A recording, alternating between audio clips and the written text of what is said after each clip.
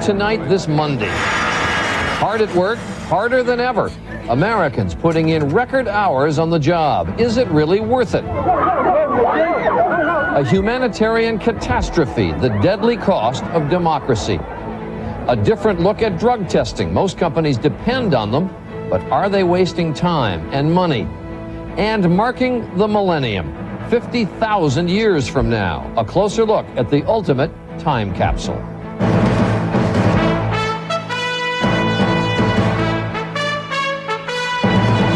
From ABC News World Headquarters in New York, this is World News Tonight with Peter Jennings. Sitting in tonight, Charles Gibson. Good evening. Millions of Americans took a break from work on this Labor Day and needed it. A major report from the United Nations released today says Americans now work harder and labor longer hours than workers in any other industrialized nation. That was not true in recent years. Why is it true now, and what has caused it? Here's ABC's Barry Serafin. The news that we are working long hours comes as no surprise to many Americans. I work on an average between 60 and 65 hours a week. About 70 to 75 hours a week. Up to 75 or 80 hours. There have been times when I've worked 3.5 months with hardly a day off. Americans average nearly 2,000 hours on the job every year. That is 83 hours more than in 1980, the equivalent of 2 more weeks at work. I work every weekends, and I usually work 3 late nights a week. And U.S. workers are putting in longer hours on the job than their counterparts in the rest of the industrialized world. While the developed industrialized countries have been slowly declining in their hours of work, Americans have been running counter to the trend. 20 years ago, Japanese workers put in much longer hours than Americans. But today, U.S. workers average almost 2 work weeks more each year than the Japanese, almost 8 weeks more than the French, and 10 weeks more than Germans. The booming U.S. economy is partly to blame, putting added demands on workers. But experts say many Americans are choosing to work, motivated by a strong work ethic and money. For high-salaried employees, working more produces rich rewards. And at the other end of the wage scale... If you're at the bottom of the wage scale here, you are likely to be much lower than many people in most other industrialized countries, and you are going to have to work harder to make ends meet. The study also says that although other countries are gaining, U.S. workers continue to lead the way in productivity. One big reason, the heavy investment by American businesses in computers and other technology. But that, too, can lead to longer hours. It's really hard to separate yourself from work because you have cell phones, faxes, computers. So people always feel like they're either on or they could be on at any second. So for American workers, the good news on this Labor Day is prosperity, productivity, and low unemployment. The bad news is less time to enjoy it. Barry Serafin, ABC News, Washington. Tomorrow on World News, we'll begin a series called Working Wiser, how your job and office are about to change in dramatic ways. News around the world tonight. There was an apparent assassination attempt in the Middle East today. In Egypt, President Hosni Mubarak was attacked while riding in his motorcade by a man with a knife. The man was shot and killed by the president's bodyguards. Mubarak was wounded only very slightly. The attack comes a day after the Egyptian president helped mediate a new peace agreement between Israel and the Palestinians. In Israel today, the Supreme Court there has banned the use of torture during the interrogation of prisoners. For decades, Israel has defended the practice because Israel was so often threatened by terrorists and because it was a way of obtaining information about terrorists. Today's ruling says torture is never a reasonable practice. There are calls tonight to send international peacekeepers to East Timor to stop a humanitarian catastrophe. Only 1 week ago, the people of East Timor voted peacefully to leave Indonesia and become a new nation. Tonight, armed gangs are on a killing spree in the capital city of Dili. Tens of thousands of people are trying to get out. Here's ABC's Mike Lee. They fling themselves through the razor-sharp wire of the UN compound. Some are caught in the fence. Parents throw their children over the wall in hopes of saving them. The compound is one of the few places people believe they will be safe. Literally every piece of floor space is covered by humanity. So you're stepping over people and young kids. This is what they're running from. Militias loyal to the Indonesian government on the rampage after last week's vote in favor of independence. Today they attacked a Red Cross compound, destroyed the home of a Nobel Peace Prize winner, a bishop who campaigned for independence, and they drove thousands out of the country. It was a bloody city. It was always shots, shooting. Everybody was shooting. Eyewitnesses say the Indonesian army is turning a blind eye to the brutality. Some experts believe the United Nations should have known there would be a violent reaction to the independence vote and should not have trusted the Indonesian government to keep the peace. The violence has become so intense that foreign reporters were forced to leave the country today. That will make it easier for the gangs to keep on killing in East Timor without the world watching. Mike Lee, ABC News, London. In New York today, likely Senate candidate Hillary Clinton, who has plenty of political enemies, appears to be losing some political friends. The First Lady has now upset key members of the Puerto Rican community because of a disagreement with her husband. ABC's John Cochran tonight on Mrs. Clinton's new position between a rock and a hard place. In Virginia today, President Clinton emphasized the importance of repairing schools, but he and his wife may also need to repair political damage caused by a policy disagreement between them. It started on August 11th when the president offered clemency to 16 members of a Puerto Rican guerrilla group responsible for bombings in the 70s and 80s. In return, they would have to renounce violence and accept other conditions. Republicans accused the president of trying to win Hispanic support for his wife's expected Senate bill. August 23rd, Mrs. Clinton's likely opponent, New York City Mayor Rudy Giuliani, condemned the offer. I don't remember the judge or the jury saying they were convicted of being freedom fighters.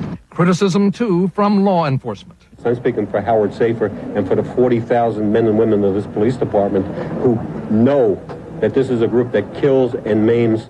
September 4th, Mrs. Clinton made headlines by criticizing her husband's decision. Even though the Puerto Ricans have until next Friday to meet his conditions, Mrs. Clinton said enough time had already passed. It's been 3 weeks, and I believe the offer of clemency should be withdrawn. That brought an angry response from New York's Puerto Rican neighborhoods. I totally disagree with her, and I don't think she's going to get a lot of votes from the Hispanic community. And in today's New York Times, Democratic Congressman Jose Serrano said, "I am rescinding my encouragement of her candidacy." Given the emotions surrounding the issue of clemency, there is no way the Clintons could have satisfied everyone. But the way they handled it has satisfied no one. John Cochran, ABC News, the White House. A man who tricked a few to entertain millions has died. Smile, you're on Candid Camera. Alan Funt was the creator and host of the hit television show Candid Camera. It ran on and off from 1948 into the 90s, but the formula was always the same. Set people up for embarrassing and spontaneous situations, and then catch them on camera.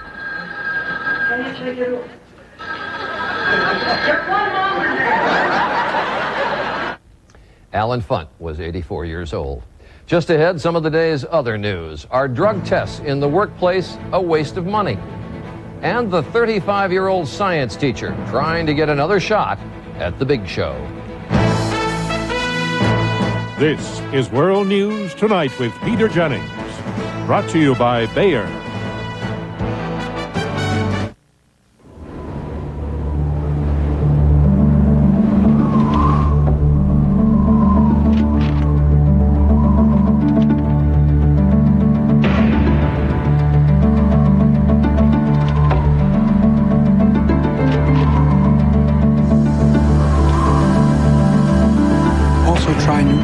Bayer Gel Caps, the only gel cap that can help save your life. New Bayer Gel Caps, powerful pain relief, and so much more. Shannon Sharp, please. He's always talking trash. You're paying, baby! He's always trying to get inside your head. Seahorse, you don't know your elbows from your... And sometimes, he can get downright nasty. I bet you pay transaction fees on your mutual funds. Your mama pays full commission. You know how to calculate a PE ratio? When we created a smarter kind of investment firm, how diversified is your portfolio? We created a smarter kind of investor. You can't even spell Dow Jones. Okay, guys, let's get this right. To calculate a PE ratio, you divide the stock price. We're gonna change your mind about coloring your gray with the natural look of Just for Men. You look so natural, no one can tell with Just for Men. No one can tell with Just for Men. Just for Men penetrates hair deep inside where natural color begins. Simply apply, and in 5 minutes, rinse. Gray is gone, matched up to the rest of your hair. You look so natural, no one can tell with Just for Men. Introducing new Smooth Mint Scope. It keeps your breath feeling clean and fresh longer.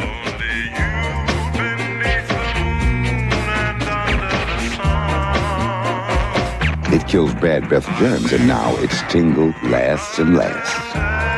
Because finding true love is just a matter of time. So be ready with new Smooth Mint Scope. Feel the tingle longer. In many companies and government offices across the country, drug testing has become a standard part of the job. Testing policies are usually based on the conventional wisdom that workers who have the possibility of a drug test hanging over their heads will use fewer drugs and be more productive. ABC's Terry Moran reports the conventional wisdom may not be accurate. Drug testing in the workplace may have no bigger cheerleader than Dr. Joseph Autry, who runs the federal government's massive drug testing program. We know that in the federal workforce that drug use is down because in part of drug testing. Spurred on by the government, more than 3/4 of major U.S. companies now drug test their workers. But all that testing comes with a price, a high price. According to a 1991 study, the government spent $11.7 million testing 29,000 workers for drugs, but only identified 153 drug users, a cost of $77,000 per positive result. More and more researchers say that drug testing is simply not effective. There's no evidence that drug testing accomplishes what employers want it to accomplish. That is, there's no evidence that it increases productivity, decreases accidents, or increases profits in the workplace. In fact, 2 studies of postal workers showed no difference in the rate of accidents between those testing positive for drugs and their colleagues. Some people argue that there are better, cheaper, and less intrusive ways of ensuring safety and efficiency on the job. Background checks, performance tests, and closer monitoring of workers can all accomplish just as much and perhaps more than drug testing. Very few companies have ever done cost-benefit analyses of their drug testing programs. Those that have say it's not worth it. It's not a good use of scarce resources. So while the conventional wisdom says that drug testing workers improves performance on the job, the research shows that theory may be a faulty and costly belief. Terry Moran, ABC News, New York. While drug testing may be a bad investment for many companies, drug use in the workplace is still a big problem. There is one estimate that drug use by employees costs businesses as much as $100 billion a year. In a moment, marking the millennium in some of the most peculiar ways. We'll take a closer look.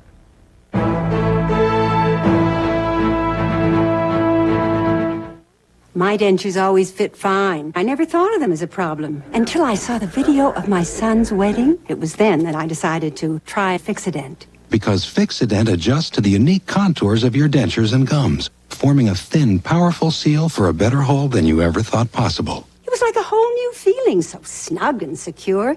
For once, I actually forgot that I even wore dentures. So now, I like what I see. Find out for yourself what it feels like to Fixodent and forget it.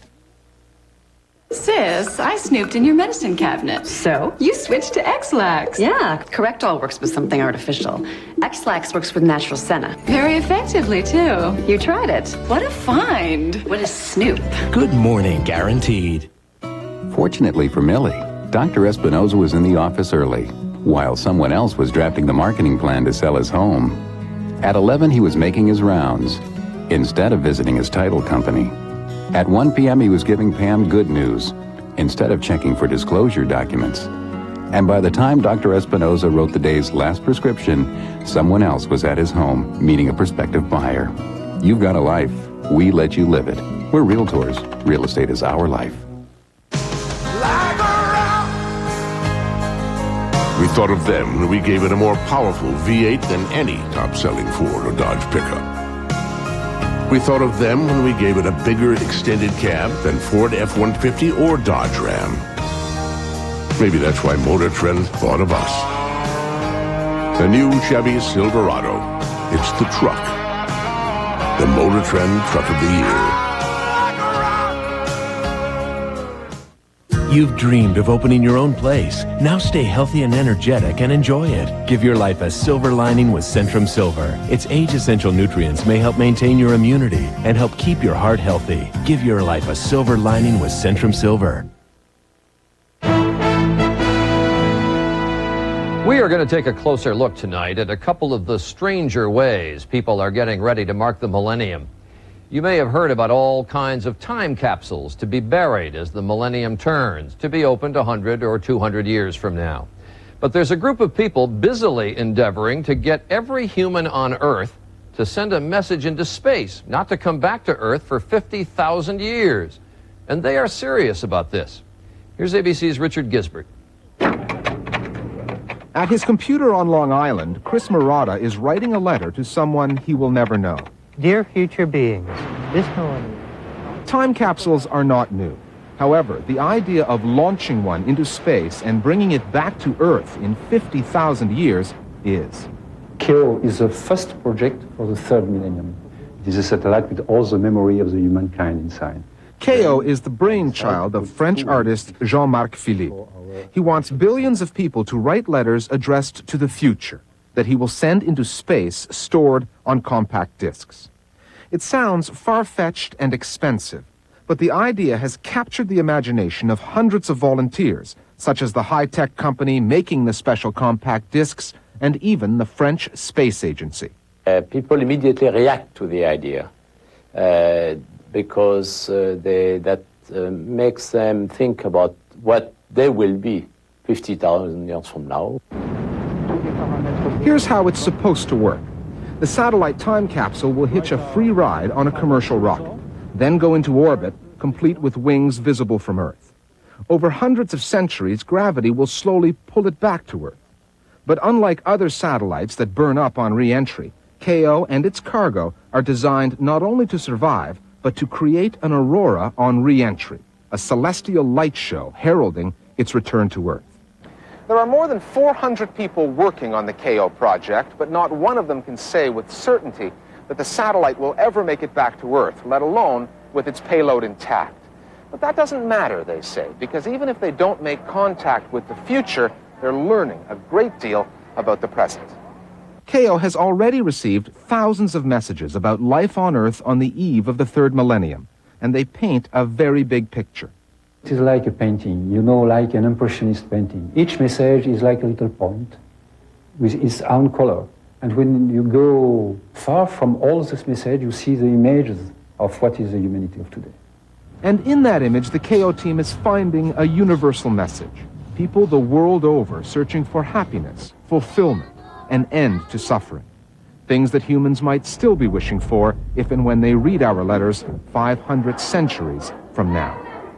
Richard Gisbert, ABC News, Paris. You wonder, in 50,000 years, what would people make of a compact disc? But to turn from the stars to the heavens, the millennium does, of course, have religious significance, roughly 2,000 years from the birth of Christ. 5 million people will visit Jerusalem to mark the millennium. As ABC's Gillian Findley reports, some think this is an epic moment in the history of man.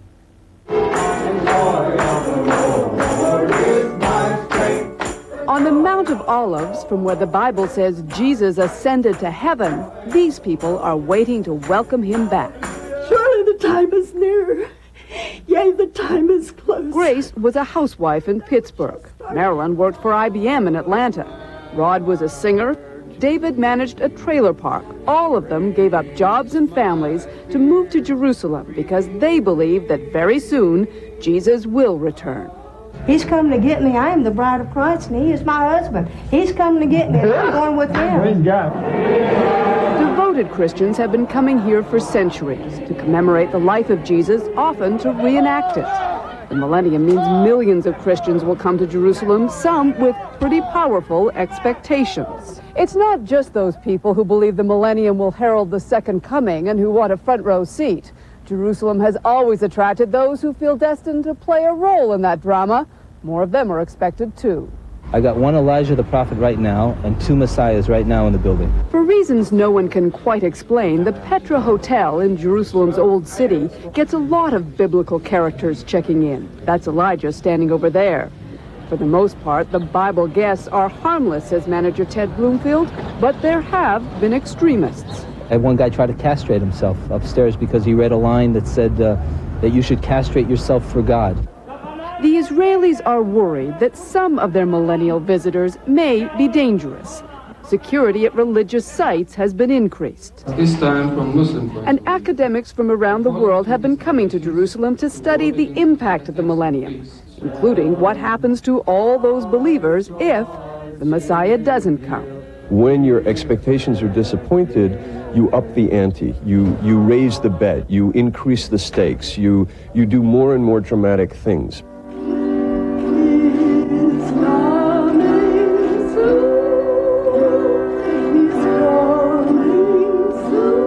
In the New Testament, Jesus says, "No man shall know the hour of my coming," but that has never stopped people from predicting. Gillian Finley, ABC News, Jerusalem. When we come back, that old science teacher sure can pitch. The amazing story of a second chance on the field of dreams.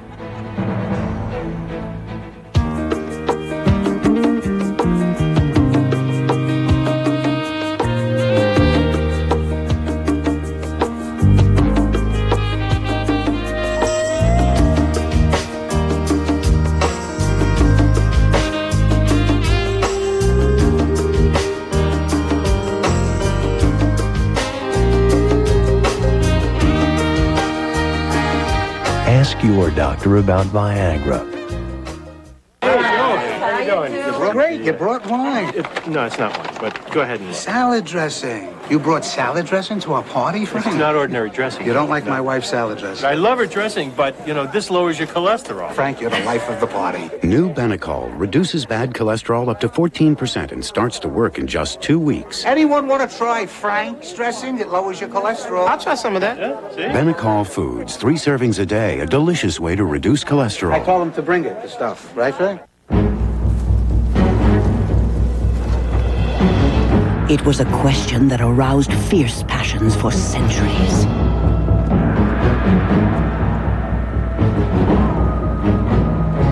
What's for dinner? Pizza! And so the battle raged. Until the day a great mediator appeared. The new Maytag Gemini.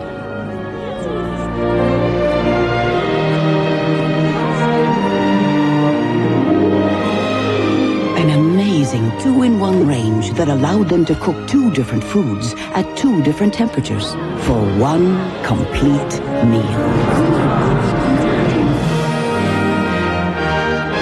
Ah, freedom.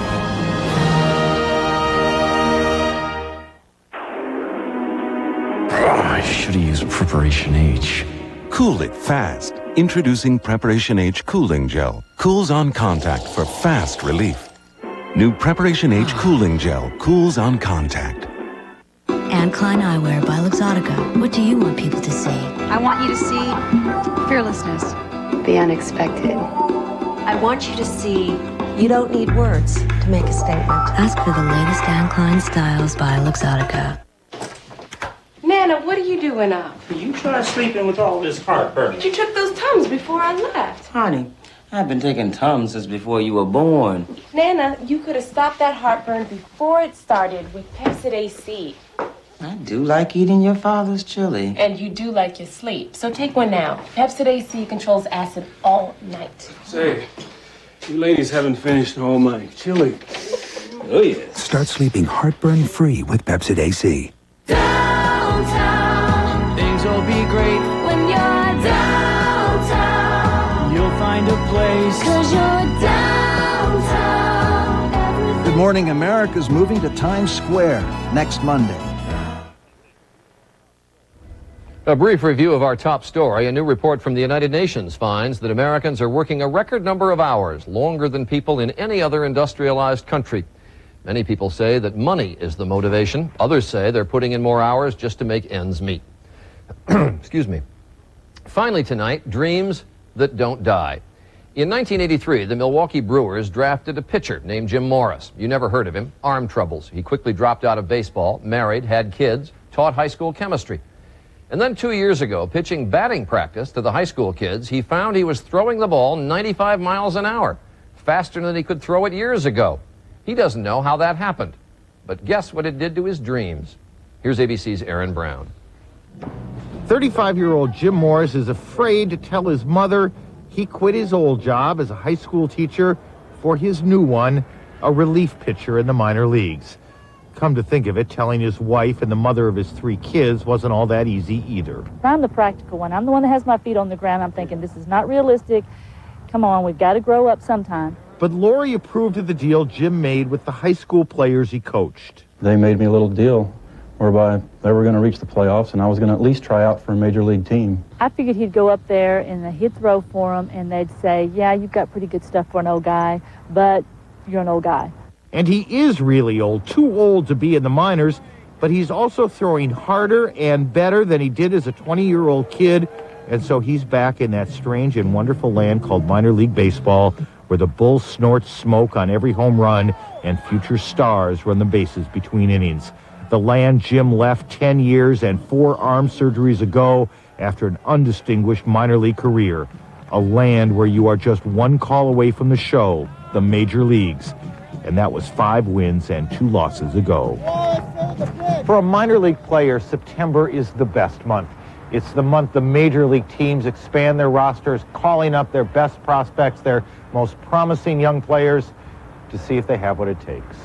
And it may be the month that a 35-year-old Texas left-hander, the guy the fans call Coach and his teammates call Old Man River, gets the call. It's been a great experience, and I wouldn't change it for anything. And, you know, if I don't get the call, that's fine. I've got to live out my dream. Back in Reagan County, Texas, the ball field is empty and school has started without Jim Morris in the classroom. But lessons are still being taught. There is a lesson about commitment and the lesson that no matter your age, you are never too old to chase a dream. Aaron Brown, ABC News, Durham, North Carolina. Hope for all of us. That is our report on World News Tonight. Later on Nightline, it stood watch over the Atlantic until the sea threatened to destroy it, saving America's lighthouse. Peter Jennings will be back at this desk tomorrow. I'm Charles Gibson. For all of us at ABC News, have a good evening and good night.